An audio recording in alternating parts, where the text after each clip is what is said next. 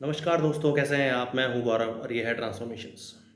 इस वीडियो में हम बात करेंगे कि जो अभी 2020 में 2021 में हमारे देश के ऊपर या ओवरऑल वर्ल्ड के ऊपर एक बहुत बड़ी चुनौती आई कोरोना वायरस की, कोविड 19 जिसे बोलते हैं, जिसकी पहली लहर लगभग 2020 में आई और दूसरी लहर जो 2021 में, और उसने किस तरीके से सिर्फ हमारे देश को ही नहीं ऑल ओवर वर्ल्ड को अफेक्ट किया। बट अगर हम फ़िलहाल इसमें बात करेंगे तो सिर्फ हम अपने देश की बात, भारत की बात ही करेंगे। तो अगर कोई इस तरह की कोई चुनौती आती है, कोई इस तरह की कोई परेशानी आती है देश के सामने, तो उससे हमें सीखना बहुत ज़्यादा ज़रूरी है। तो 2020 और 21 में जो पहली और दूसरी कोरोना की वेव आई, दूसरी लहर आई, तो उससे हमने क्या सीखा? एजुकेशन और हेल्थ केयर 2 मेजर एरियाज़ हैं जिन पे बहुत बड़ा इफ़ेक्ट हुआ हमारे देश में। और एजुकेशन में हमने देखा कि किस तरीके से स्कूल्स में या कॉलेजेस में किस तरीके से ऑनलाइन स्टडीज़ हो गई, और जिसके लिए हम बिल्कुल भी तैयार नहीं थे। हमारे देश के युवा, देश के बच्चे जो भी स्कूल में हैं या कॉलेजेस में हैं, उसके लिए वो प्रॉपर तैयार नहीं थे। उनका किस तरीके से एजुकेशन हैम्पर हुई।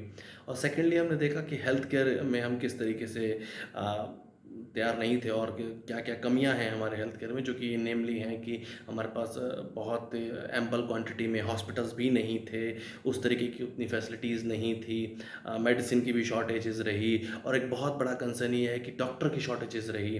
किस तरीके से प्राइवेट कॉलेजेस में ओपीडीज़ में भी, या कह सकते हैं गवर्नमेंट इंस्टीट्यूशंस में या प्राइवेट इंस्टीट्यूशंस या हॉस्पिटैलिटी एंड रिसर्च सेंटर्स में किस तरीके से क्या-क्या कमी रही। ऑक्सीजन की काफ़ी एक तरह काफ़ी किल्लत रही, बहुत ज़्यादा महंगे दामों पे लोगों को ख़रीदने पड़े मजबूरी में एक तरीके से।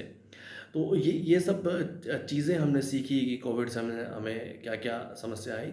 पर अब मेजर कंसर्न ये है कि उससे सीख के हमने क्या अपने सिस्टम्स को बदला? जिसका जवाब है नहीं, ब्लंटली नहीं।